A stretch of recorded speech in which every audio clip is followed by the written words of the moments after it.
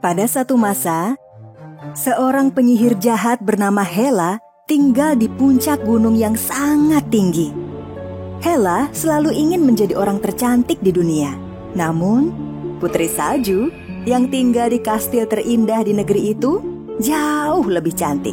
Dankov, makan apa kamu?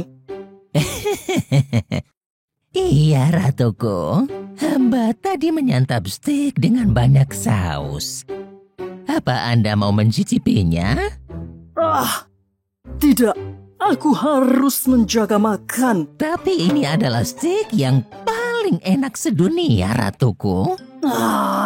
Dankov, pergi dan makan steakmu. Biarkan aku sendiri dengan primungil ini. Dankov beranjak ke pojok gua, lalu melanjutkan menyantap steak dengan lahap.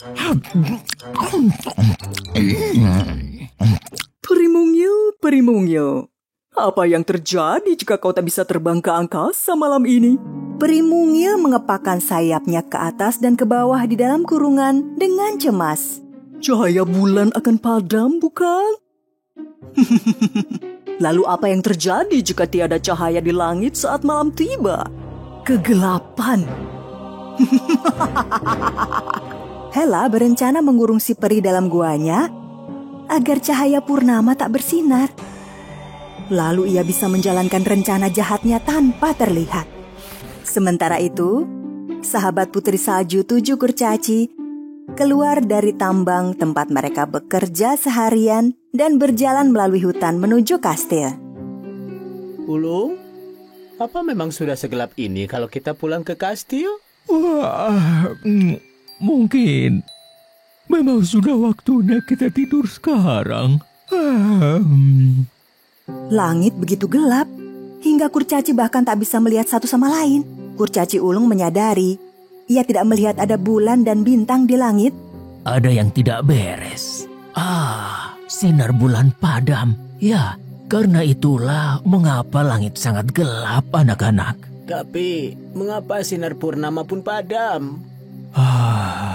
Salah satu peri hutan pasti sedang dalam masalah. Jika itu terjadi, maka bulan kehilangan cahaya. Kalau begitu, kita harus segera kembali ke kastil. Ayo. Kurcaci menggunakan senter tambang untuk melihat jalan yang dilalui ke istana. Sementara itu, Putri Salju dan Pangeran Antoine menatap keluar melalui balkon kastil. Malam ini lebih gelap dari malam-malam biasanya. Dan para kurcaci belum juga pulang. Bagaimana jika mereka tidak bisa melihat jalan dalam gelap? Tiba-tiba, Pangeran melihat cahaya senter di antara pepohonan. Lihatlah cahaya-cahaya itu, Putri. Apa mungkin itu para kurcaci? Iya, itu pasti mereka. Putri Salju menemui kurcaci di luar kastil. 7 kurcaci, malam begitu gelap. Bagaimana kalian melihat jalan pulang? Kami adalah kurcaci penambang, Putri. Kami bekerja di bawah tanah. Senter kami menerangi jalan. Tapi kami punya kabar buruk, Putri Salju. Peri pembawa cahaya purnama tentu sedang dalam bahaya.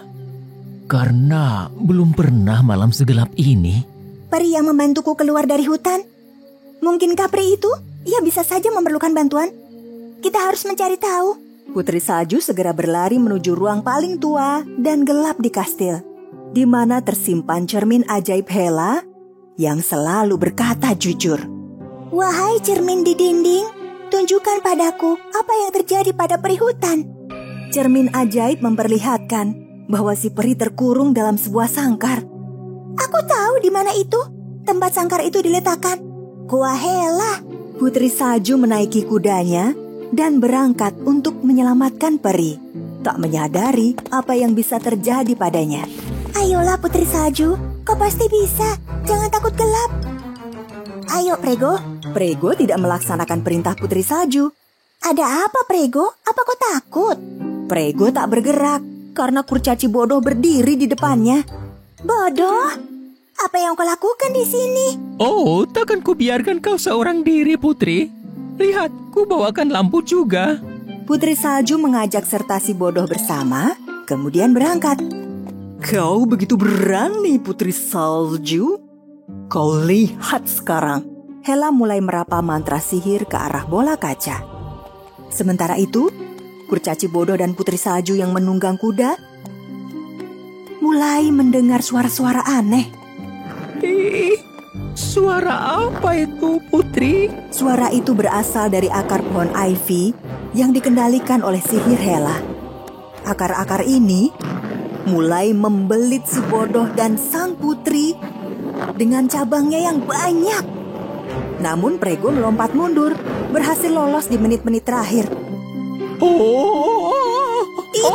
Tidak, jangan. Awas! Ivy, Tidak! tolong.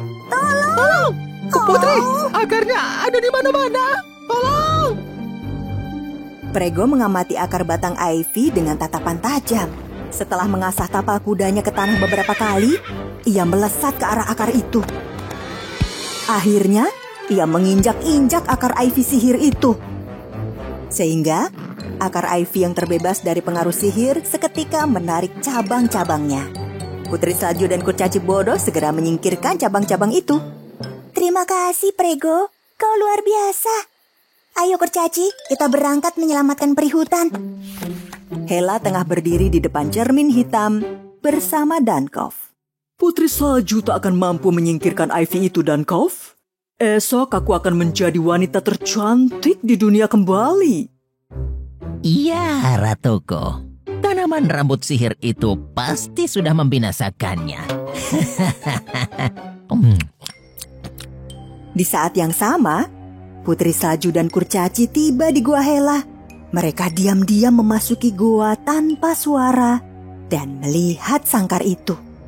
Bodoh, tetap di sini. Jangan bersuara. Dengan perlahan, Putri Salju menjangkau sangkar itu sebelum Hela dan Dankov melihatnya, lalu mengangkat dan membuka penutupnya. Si peri terbang keluar dari sangkar, lalu perlahan hinggap di bahu Putri Salju. Putri perlahan mundur ke tempat Kurcaci. Namun kala mereka berjalan keluar goa bersama, kaki si bodoh terantuk batu dan ia terjatuh. Kesunyian pun pecah sudah. Suara apa itu? Oh, suara apa, Ratuku? Kita ketahuan. Lari bodoh, lari. Hela melihat Putri Salju dan Kurcaci bodoh meninggalkan gua. Putri Salju, bagaimana bisa kau menyingkirkan ivy? Lalu ia menyadari kalau sangkar itu sudah kosong. Nah, tidak! Mereka membawa serta si peri. Dankov, lari, tangkap mereka. Meski Dankov mengejar, tidak mungkin ia bisa menangkap mereka. Sementara itu, Putri Salju dan Kurcaci naik ke punggung Prego bersama si peri dan bergegas meninggalkan goa. Tidak, kita gagal lagi. Kita kalah lagi. Aku harus menjadi wanita tercantik di dunia. Putri Salju menghentikan laju Prego di tengah hutan. Kini kau bebas, peri hutan. Terbanglah dan terangi purnama di langit. Sang putri menerbangkan peri hutan dari tangannya menuju ke langit. Begitu peri mengepakkan sayap, bintang-bintang mulai bersinar kembali. Dan akhirnya, bulan purnama mulai bercahaya menerangi bumi. Langit sudah berkilauan kembali. Nah, sekarang mari kita kembali ke kastil. Sekarang aku akan memadamkan cahaya penerangan ini, Putri. Kala Putri Salju dan Kurcaci bodoh tiba di istana kembali, bersama dengan kurcaci lain dan sang pangeran, mereka memandangi bintang-bintang di langit, lalu memanjatkan doa dan harapan. Pada akhirnya, doa dari orang-orang yang baik hati akan terwujud cepat atau lambat.